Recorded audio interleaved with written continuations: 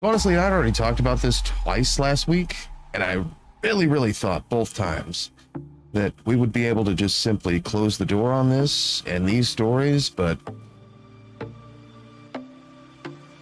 one last time, hopefully. Here we go again. So, while trying to catch up with some of the independent media that I missed over the weekend and last week, I'd heard some interesting points made on a couple of other channels, a couple other shows that I follow, some stuff that I watch that's all independent media. And so I thought, what better way to expo my words coming from the mouths of others than to just show you directly. And so this is my poorly titled presentation of independent left-wing media hosts agreeing, at least in part, with me and basically dictating some of the same things that I've said with regard to these topics.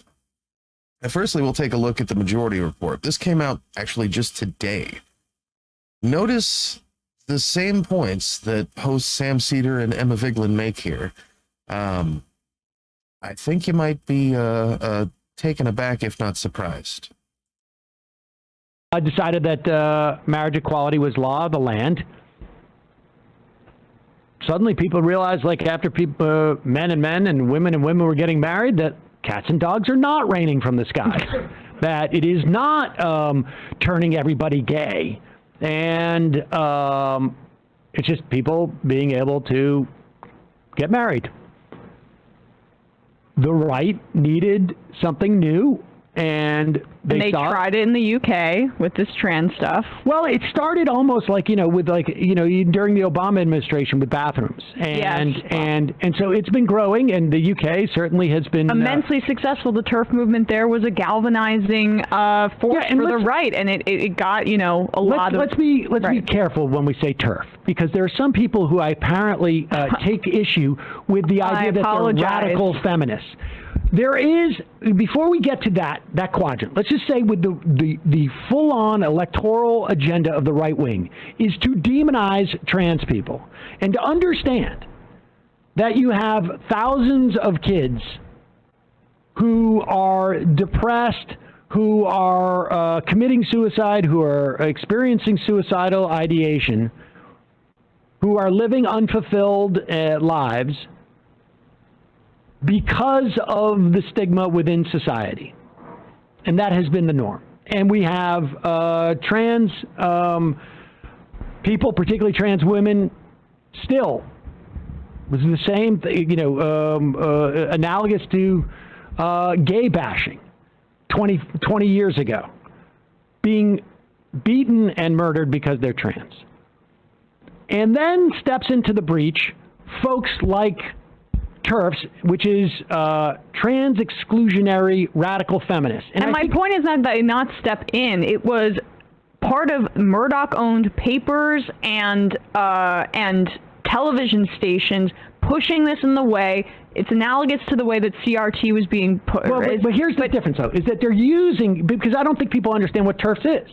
It is a trans exclusionary radical feminist. And it is the idea that some, and when I mean some, I mean few, so-called radical feminists perceive the existence of trans people, and particularly trans women, as inhibiting the work of feminism, and that and they're not real women, and they don't understand the real female experience, and so they are a threat to women. And it may be their problems may be more sophisticated than that. And I think that, like, within corners of academia, people can debate these things because people debate things. And I think, the debate is, in my estimation, absurd. There are people who you call TERFs, we call TERFs, who take issue with the fact that I'm not a radical feminist, or I'm not trans exclusionary. I think that they should have rights, but, and it's the but that's operative. But the part that's really important to understand is that you cannot engage in this debate in a vacuum. You cannot be a public intellectual who talks about very marginal, even by your own definitions, marginal issues to deal with trans people and not be aware of the context in which you're doing it. Oh. You cannot say, for instance, complain about the way that shutdowns were during pandemic, because the American public was not made aware of the argument that there has to be trade-offs, right? There have to be trade-offs. If you're going to shut everything down, we should know the price that we're paying. This concept of trade-offs. Good analogy, right? Great analogy. It moves on, and of course, then they give the price to pay for such and keep in mind when he's mentioning trade-offs in this case, it's of course, as Emma Vigeland had mentioned, the idea that just because a person is not born with a uterus does not mean that they are excluded from the woman experience. To make that trade-off, and the idea of excluding people from that, and then giving a pass to those who do is just preposterous, and we'll get into that. But so let's continue. Because here's the price: it's in Ohio, and it's not just in Ohio; it's going to be around the country. Ohio House Republicans passed a bill late Tuesday. That was last week. No, excuse me. That was last week, I guess it was. That bans all transgender students from playing high school and college sports and requires, you ready for this? Genital exams in any disputes. So let's be clear here. There's one trans athlete in Ohio that anybody can point to. And now, when there's disputes, in other words, hey man, I'm playing this team. Is she a girl? And if you don't think this happens on a regular basis, and particularly to girls of color,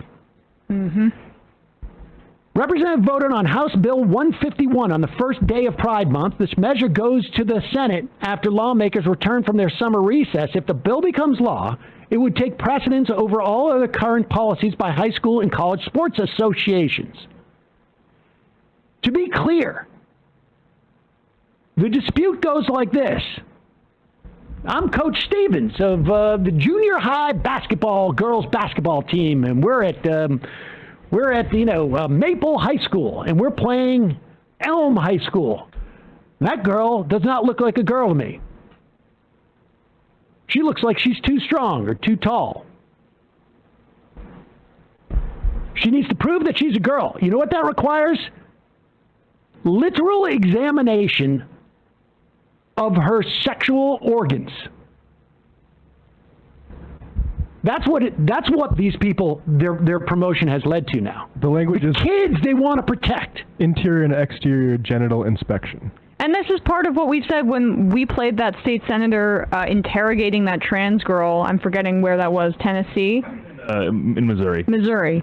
Her sick fascination with that trans girl's genitalia.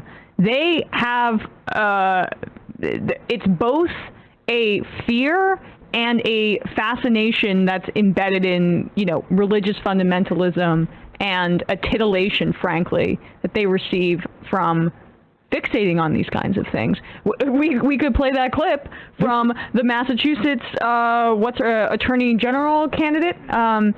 Is that on the sound sheet? No, but Attorney General, we don't need to play it, but I just want to make sure I know Attorney General candidate who said some comment about 5-year-old boys, filleting other 5-year-old boys. They are demented, and that's where part of where it comes from. But let's also be clear here. This also shows why these attacks on trans kids, transgender people, is also a form of misogyny. Because where this leads to, let's be clear, are forcing of 12-year-old girls, 11-year-old girls, 15-year-old girls, 18-year-old girls, 19-year-old girls, 19-year-old women. They're going to have to, if they want to play this sport, they're all going to have to, at one point, if there's any type of dispute, they're going to have their vaginas examined, their breasts examined. And as you say, they're going to target black girls in particular. It's going to be a way to other them. Are you a little too masculine? It's an assault on women's sports. It's an assault on girls. I mean, it's like a step up from... frankly, it's abuse. The humiliation is the point. It's the point, too. They want those girls, especially if you're trans. It's a chilling effect. You should not participate in what a normal kid is going to do. And if you are a girl that doesn't fit this definition, which is probably going to be targeted more towards girls of color, we're going to humiliate you, too, and subject you to something that is so traumatic. And it's going to happen. And they won't play sports. And I can't wait for the one or two of these so-called radical feminists who are trans exclusionary to go like, oh, I never knew it was going to go to here. This is going to be like that Sam Harris moment where he realizes like, oh wait, why are my followers all Trump people? And one or two of them is going to do it. I guarantee you. At one point, and maybe 6 months after like 4 more states pass these laws, but that's what's coming. They're not stopping. This is the first step. But and so this whole this whole quadrant of people who are out there now and let's be clear, they're doing it to make money. Some of them may believe it because they're twisted in their brains, but they're also doing it to make money. Because isn't it like there is no the house is not burning down when it comes down to trans athletes. And they're protecting the kids. Protect these kids. I want to highlight this story, too. This is out of Kiel, Wisconsin. This is a story that in May was covered by Fox News, and the headline for Fox News was, Wisconsin middle schoolers accused of sexual harassment for using wrong gender pronouns. Fast forward to now, and Pink News has the story, school hit with terrifying bomb threats over probe into anti-trans bullying. Right. So there's your a lack of intersectionality. There it is, folks. Where where does this come from? This comes from, of course, as Sam Cedar and Emma Vigland pointed out, obviously the Murdoch camp. It comes from the right wing, but it also comes from this group of second wave radical feminists, either deliberately lacking intersectionalism, or in the cases that I had brought up last week, inadvertently lacking intersectionalism for the sake of their own lack of intersectionalism. And again, obviously they both mentioned that it's it's a small percentage of radical feminists who fall into this category, but it seems like it's growing rather largely. Yes, it's very easy to make that comparison with some of the topics that I discussed earlier last week. For instance, the folks who were just losing their minds over my tweet about transphobes and defending transphobic people specifically and only and solely because they were born with a uterus. And we'll get into that. That's coming up. But I just wanted to share their thoughts about that. And keeping with those groovy panels, we'll take a look at the David Pakman show from last week. I guess this was just from last Thursday, that they had posted from their bonus show. And so it's David and producer Pat Ford, and what they had to say about a very famous trial, and the response to David from his viewers for even mentioning it at all. Let's take a look. All right, let's talk about the Johnny Depp Amber Heard verdict. We have not talked about this on the show. We have not talked about this on the bonus show. It has been an internet sensation in terms of the audiences that this televised defamation case has garnered. Now that it's finally over, and I'm glad it's over, other than all of the appeals that are coming and it's going to go on for years longer. But okay, let's at least say it's over for now, the first case. There are a couple of interesting things that I want to talk about here. Now, I'm going to give you the 1-minute summary of this case. Johnny Depp and Amber Heard used to be married. They are both actors. Amber Heard, at a certain point, published an op-ed in the Washington Post saying that Johnny Depp had abused her. This caused Johnny Depp to lose work, and it damaged his reputation, so he claimed, and he said that the allegations were false and thus defamatory. Johnny Depp sued Amber Heard for defamatory claims. Amber Heard countersued Johnny Depp for defamatory claims. Each made 3 claims of defamation against the other. We finally got the verdict yesterday. The jury found that Amber Heard did defame Johnny Depp with malice in all 3 of the, or defame Johnny Depp in all 3 with malice in 2 of the 3 instances. And the jury found that Johnny Depp defamed Amber Heard in 1 of the 3 instances. The jury awarded Johnny Depp $15 million and awarded Amber Heard $2 million because of statutory limitations on punitive damages in Virginia. The $15 million is reduced to $10.35 million. Subtracting out the $2 million that Amber Heard was awarded, the net effect of these two, of all of the verdicts, is that Amber Heard owes Johnny Depp $8.35 million. Does she have $8.35 million? Apparently not. Apparently Amber Heard's net worth is somewhere between $6 and $8 million. This is going to be appealed. All sorts of appeals are going to take place. Okay, fine. So that's what happened. Here's the interesting part for me. Number 1, the verdict suggests that it was not Johnny Depp who was the perpetrator of domestic violence, generally speaking, in this relationship, but that Johnny Depp was the victim of domestic violence.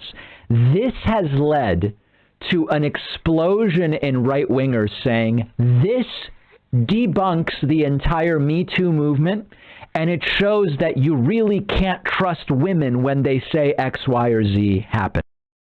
Now, notice the references that he makes are specifically toward the right wing. Of course, David is a sadist and is into paying more attention to what the right wing says than the left as far as his criticisms and whatnot.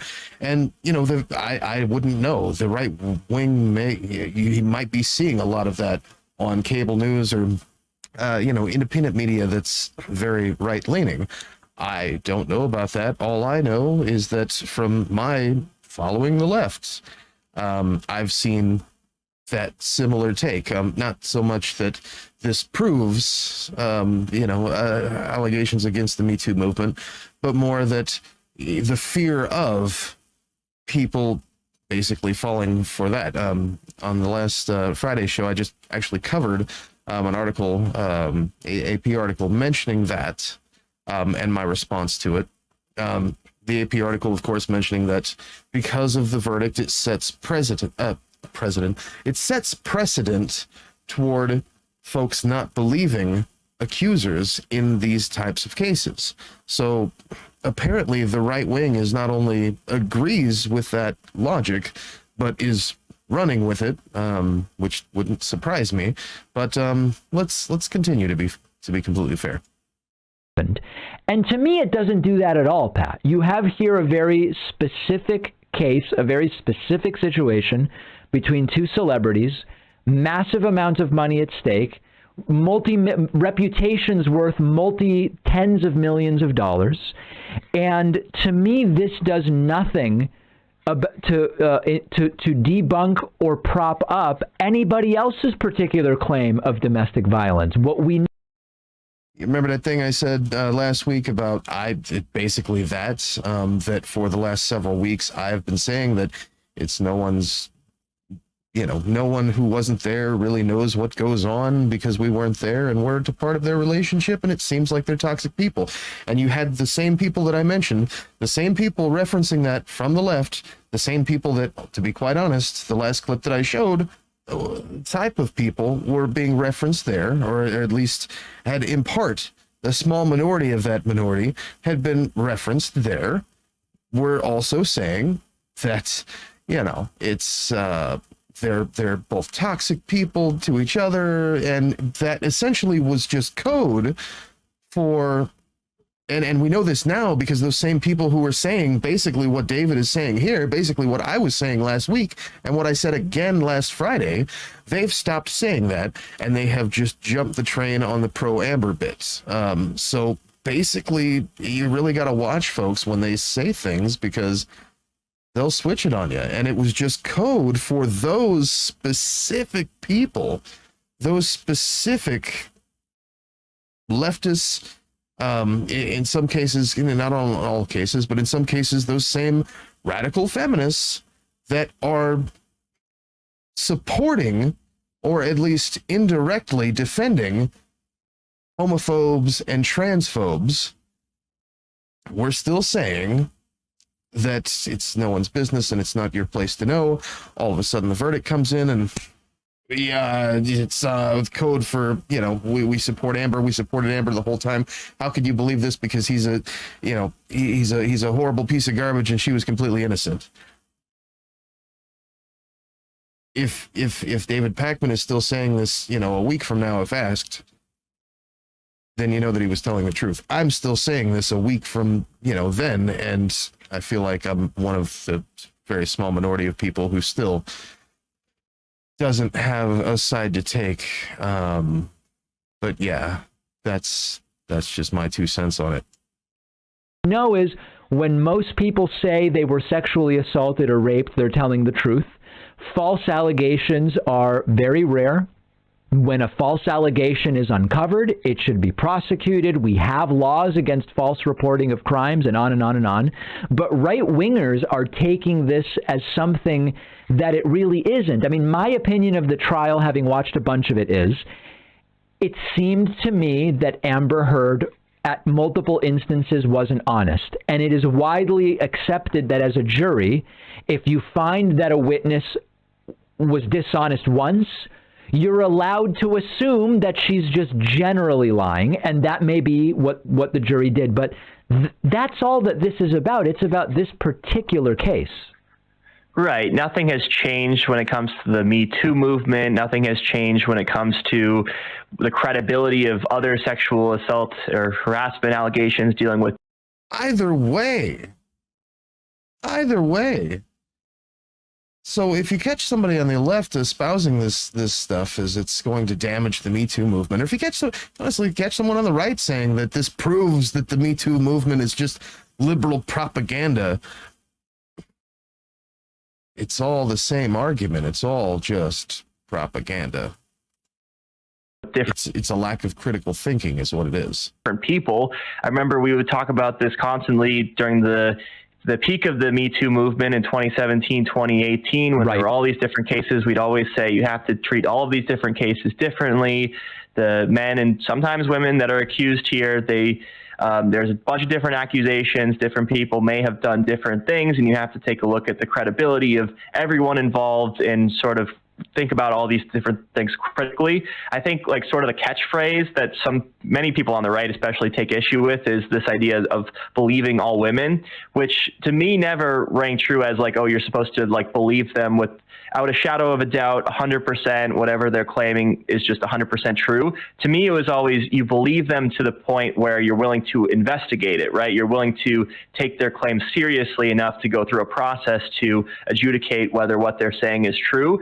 Sometimes that's easier to do than others. Yeah. Sometimes, unfortunately, it involves a multi-million-dollar lawsuit, as this case did. And, hopefully with a lot of these other cases, it doesn't have to go that far, especially because, especially if you're not high profile, you don't have the kind of money to bring it to court. But I don't think that anything has changed with regard to like the legitimacy, the veracity of other claims that we've seen over the past few years when it comes to the Me Too movement. It just has to do with this one instance having to do with Amber Heard and Johnny Depp, and that's it. We can't go any further. The other thing I will say is I did not really know anything about the allegations before this trial started. And I went in with absolutely no preconceived notion, at least consciously. Well, David, maybe you had a subconscious bias. Well, maybe, but if it's subconscious, then I don't even know about it. But I went in not knowing anything. And when I would just very casually state, it seems the relationship was toxic. It seems they were both verbally abusive to each other. But on the specifics of what's at the heart of the defamation case, it's not seeming to me like the Amber Heard story is the more believable one. A lot of people in our audience would write to me saying I'm perpetuating misogyny and all these different things. And what's disturbing about that to me is I don't care about these individuals any more than it was a curiosity of the case. I did not go in assuming that anyone was lying or telling the truth. It was just my opinion as an evaluator, as an observer, so to speak. And to assume that I could only come to that conclusion because of misogyny seemed a little bit weird. It was just my impression of the facts as stated. Yeah, and you should be able to assess the facts as you see them. You should be objective in all of this, and you shouldn't have these other sort of aspects cloud your judgment. So, I mean, that's good that you were straightforward in how you viewed it. To be honest, I didn't follow the trial all that closely. I did watch the verdict live yesterday. And I mean, my sense as it was going on was just that this was sort of like pop culture stuff that really doesn't matter too much, especially when you think about like other issues going on in the world right now. Absolutely. The degree to which it does matter, I suppose, has to do with the Me Too movement and all of that. But I mean, am I wrong to say that, like, am I wrong to not have really paid that much attention to this? Thinking not at all. It didn't matter, or no, does it no, overlap with more important issues? I don't, in particular, because I think it doesn't really have a bearing on the Me Too movement, which is worth paying attention to. I think it's completely reasonable to say, I don't care about this and I'm not paying attention. I mean, and again, for me, it was sort of a curiosity because I found the lawyering interesting and how one establishes the case and works to impeach witnesses, et cetera. But I think it's completely legitimate that you would just say, I don't care and I'm not watching. Okay, good. I have no regrets about not paying attention to this thing. Thank you. If there's any one takeaway that we can get from this trial, it's that you don't want to be dating Johnny Depp or Amber Heard. It's going to be a toxic relationship. That is a good takeaway. Absolutely. That was what became undeniably clear throughout the. So there you have it. So just a perfect example there from David Peckman's crowd. Producer Pat, not even caring in the slightest. David Peckman, of course, is a misogynist because he even had an opinion, because he even stopped to use any sort of critical thinking on the matter. And I know exactly the type who likely wrote into his show and called him a misogynist and alleged that he was perpetuating misogyny simply because he had an opinion on the matter and simply because he has a penis. Because, again, I covered this just last week with regard to, well, this trial and its verdict, and a similar situation happening with a very famous couple several weeks ago, and the response from some leftists that I know. Again, certain percentage and certain individuals and certain groups of people, small percentage, but it seems like an ever-growing voice, if you read the AP article, with regard to the impact and how deep the impact goes of this case on the Me Too movement. And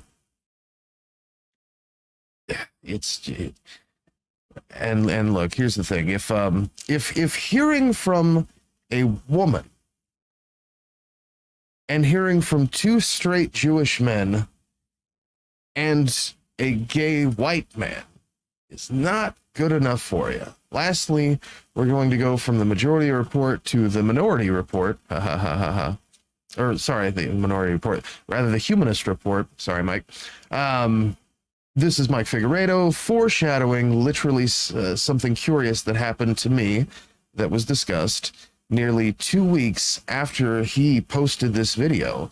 And that was discussed earlier last week, which is why all of this came to be. I discovered this after my interactions with a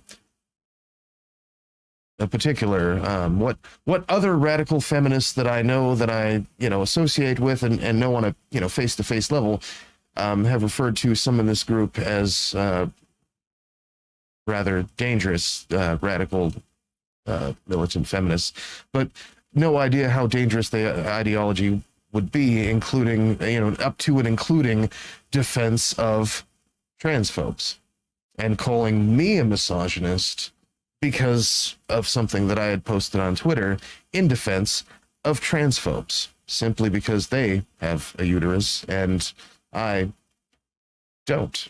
But let's take a look here.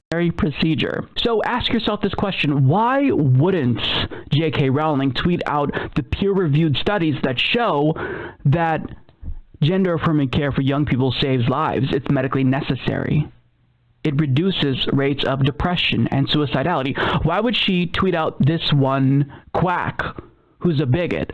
It's because he's confirming her transphobic point of view. Now, people try to engage respectfully. For one, I don't engage respectfully with transphobes and homophobes because I'm of the belief that civil rights are not debatable, even though it technically is debatable in certain countries politically. But I don't think that they're debatable. So my goal is to just... Again, the purpose of bringing this video to attention is again, as I mentioned last week, I tried to engage with transphobes respectfully, and the overwhelming response was quite the opposite. And the overwhelming response, surprisingly to me, came from transphobes who happen to be women. And the response from one radical feminist was that I do not have a right to criticize transphobic women in such a way, again, tweeting out that transphobic women who would forego the entire history of the women's liberation movement and, for the sake of their bigotry, probably belong in the same kitchen that they would like every other person with a uterus to be in. I'm not allowed to say that simply because I'm putting women in the kitchen. Again, call it what you will, call it misogyny if you will. I think Mike Figueredo is about to explain that away. In certain countries politically, but I don't think that they're debatable. So my goal is to just insult them until they shut the fuck up, and I want to make it socially unacceptable for bigots to speak their mind. I want them to keep their bigotry, their transphobia, their racism, their misogyny to themselves. So I usually don't try to engage respectfully. I just insult them and I move on. So I tweeted this to J.K. Rowling: "You're a repulsive bigot. Go fuck yourself, transphobic trash." Now, shockingly, she saw that tweet and she decided to screen cap it, and she put me on blast, responding saying, "Me shares video of experienced psychiatrist," that's wrong, "who turned whistleblower, expressing his deep concern at high numbers of autistic children and children with internalized homophobia presenting at gender clinics. Them," and then she shares my tweet, letting her 14 million followers know where to find me. And find me they did. But before we get to that, my response was not indicative of most of the responses that she received. Sure, there were people that were just calling her a transphobic bigot, but there were people there who actually tried to engage respectfully, but she just bypassed them and went right to my tweet. Why is that? Well, it's because this cry-bully wants to be perceived as the victim. Well, I'm just sharing this expert opinion, and they're coming at me. They're calling me a transphobe. Aren't I the victim? Maybe my followers should go get this person and tell them how mean they are to me. I mean, it's so ridiculous. You could have shared Aaron's tweet. You could have shared the actual valid critiques of Dr. Bell. But yet you didn't. You just shared somebody like me who was being mean to you because you're trying to make it seem as if trans people are bullies and trans allies are bullies. When, no, we're just concerned about people who want to live their lives, but you are hell-bent on making their existence hell. So that's... And meanwhile, while engaging respectfully myself, I was, again, anonymously, and so I'm still keeping anonymous myself for the retorts, but again, I was, after engaging respectfully with someone who I had no idea would shitpost me later on social media also. And yeah, so I came across these kinds of messages and thought to myself, well, what's more important? I mean, really, when it comes down to it, listen, I don't want to, you know, disenfranchise anyone, regardless, because of their marginalized position in society. I mean, Jesus Christ, you know, I'm a minority myself. Why would I want to do that? That's not really in my nature to do. But at the same time, just the conversation has to be what it is. And we heard Emma Vigland and Sam Cedar making that reference also. That there has to be a compromise there. For someone to say, it's just as ridiculous for someone to say that a trans woman is not cannot experience the woman experience simply because they were born without a uterus. It's just as ridiculous to say that that someone who was born with a uterus, that there is a certain group, i.e. me, i.e. people who weren't born with a uterus or, you know, identify as men, are not able to criticize women with uteruses. Let me try that again. It's ridiculous. It's completely fucking ridiculous. And if you think otherwise, you're just wrong. That men are not allowed to criticize women with uteruses solely on the basis that they're women with uteruses if they engage in bigotry using any means necessary. Because fuck them.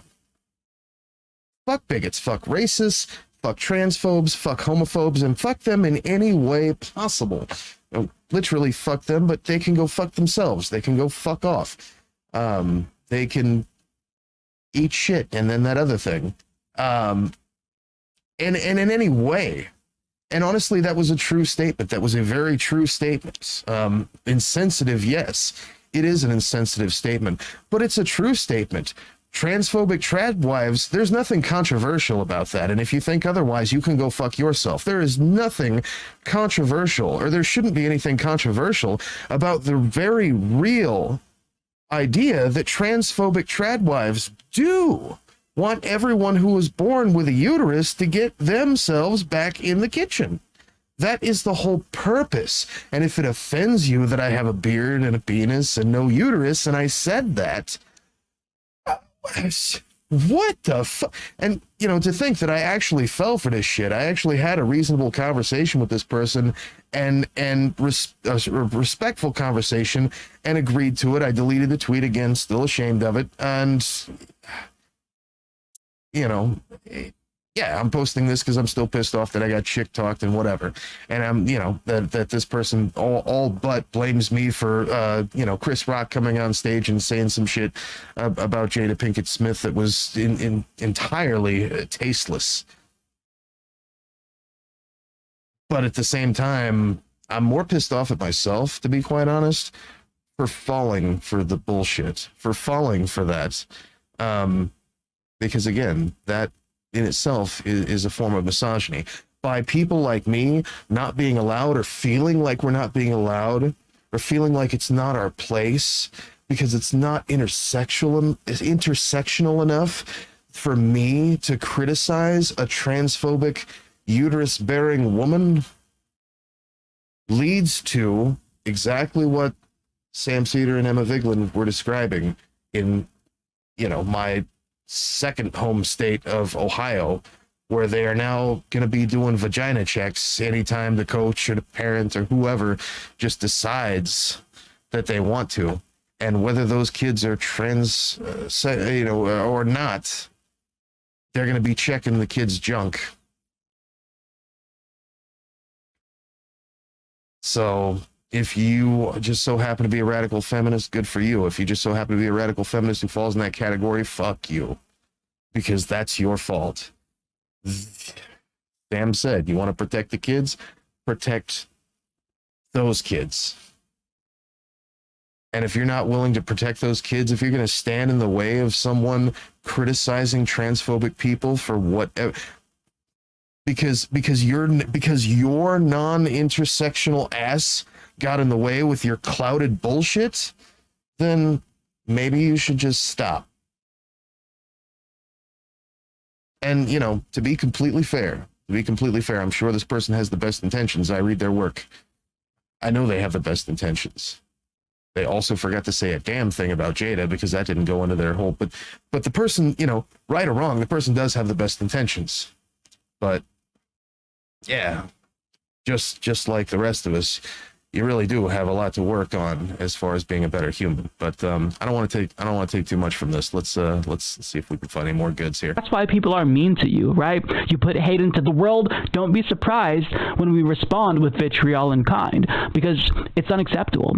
So, you know, after I saw this, I had to double down because that's what I do, because I'm correct here. So I tweeted out, "I'm so happy this multimillionaire asshole saw my insult. I genuinely hope it ruined her day. Trans rights are human rights, and we will fight against prejudiced bigots like J.K. Rowling every time she opens her transphobic mouth. Leave trans people alone, you goddamn psycho." Now, let me just pause for a moment. I think that what she was expecting was her mob to come after me and then I'd, you know, set my Twitter account to private, but I don't care. I mean, these folks, they don't know anything about me. They've never heard of me. They've never seen the Humanist Report. So any insult that they lob against me, Rowling wanting to defend a millionaire who lives in a care, like, say to her, "Nazis agree with your opinions on the good opinions of more trans people experts." Queen context. Viglin wrote, "Literal neo-Nazis agree with you." Speaking of Emma Viglin, this was her response to Mike Figueredo. I don't know if I actually covered this or not. This was her response to J.K. Rowling's attack on Mike Figueredo. And they retweet you, just saying. Emma Viglin wrote, "I'm so sorry that you're facing consequences for your bigotry outside of your preferred context. My heart bleeds for you." She likes to be the victim. I'm not a victim because she sent her mob towards me, but like, imagine being so thin-skinned that you have to seek out these responses and put it on blast so people defend you, so you feel good about yourself. And I'm by no means like the smallest person who she's put on blast. She'll often... And I hate to say, I kind of feel the exact same way when I got put on blast after the Will Smith slap, but you know, that's perfectly cool. Again, as in, you know, if you follow me on Twitter, you probably saw the tweet. Whenever I mentioned, you know, it's still not misogyny. When a gay man calls, you know, J.K. Rowling trash, transphobic trash. It's not abuse. It's not misogyny. It's not what, and it certainly isn't misogyny when a woman does it. That was making the reference to Emma Viglin doubling down on his comments there. But let's continue. They don't imaginable to defend mother J.K. Rowling, transphobic queen. So this person says that they reported me. This person said I have a tiny penis. How dare they? How dare they say that about me? This person called me a rapist. Okay. This person called me a pedophile. This person also reported me. This person called me a misogynist. Report, bearded misogynist. Now I've got to say, you know, you can call me a misogynist. You can say these hurtful things about me, but if you criticize my beard, that's just the line too far. Don't you dare criticize my beard. Who they latch onto, maybe they read Harry Potter and think she's, you know, a demigod or some shit like that, and you know, they can't accept anyone who would dare criticize her. And it's funny that the number one response that I've seen is that because I told J.K. Rowling to go fuck herself, I'm a misogynist. It's inherently misogynistic to be rude to a woman. That makes no sense whatsoever. That's actually misogynistic to make that claim, because don't you think that a woman, like a man, can be told to go fuck themselves? I mean, I'm an equal opportunity offender here, right? So what they didn't know, however, was that I have my own Uno reverse card. So any one of these J.K. Rowling fans who called me a misogynist, who criticized my beard, who made fun of me for my penis size, guess what? I'm gay, you're now homophobe, because if any insult against J.K. Rowling is inherently misogynistic, then any insult against me is inherently homophobic. Also, I've got to say that this person, they really had me figured out. They claimed not only that I was an incel and that my inability to get laid is leading to me hating women, but also that I'm probably planning violence, and people should really watch the signs here. Yeah, very, very interesting takes. Again, like, nothing that they say can... I mean, it is, and I love that he included that. He's an incel. He hates women and is probably planning some sort of violence because he criticized someone who's transphobic. Again, I got the exact same thing. I did. I got the exact same thing when this person posted on social media that they had to explain to me how it's not my place to put a woman in the kitchen despite not agreeing with her. They forgot to mention any of the rest of that. And of course, in Mike Figueiredo's case, he's got two. Yes, he's a gay man, but he's also of Spanish and Portuguese descent, I believe he's mentioned a couple of times. So, yeah. And I have my own Uno reverse card while not being gay. If what I said is misogynistic, then, that's perfectly okay, because if you disagree with me, then it's just a racist. So we'll go with that, especially considering the vast majority, actually, since most of that was coming from a specific locale in the Midwest, and I read all of the comments, they did come 100% from only white people. It's very safe to assume that we can just call that spade what it is. But look, again, I'm 100% certain, I really am, and this is just being honest, I'm 100% certain that the person and the people that have attacked me for things like that, the person who attacked me when I made reference to Dr. Mehmet Oz being a quack and for pushing colloidal silver, I had someone call me a misogynist and claim that I was mansplaining their personal experience when I was addressing someone entirely different who was mentioning something that they had heard from their doctor about something that had nothing to do with, or no, they were referencing something that they had seen or heard from a relative that they had seen on Dr. Oz. And so simply my response that, well, I'd be careful about anything that you come from, Mehmet Oz, because he's kind of a quack. A second person jumped on and told me that I was mansplaining and that their personal experience with their doctor and their, maternal ancestor who gave them this medical advice that got from their doctor was none of my business. And of course, that I'm a horrible person and a misogynist because I said that Dr. Oz is a fucking psycho. I'm sure that these people I'm 100% certain that these people have the best intentions, but my God,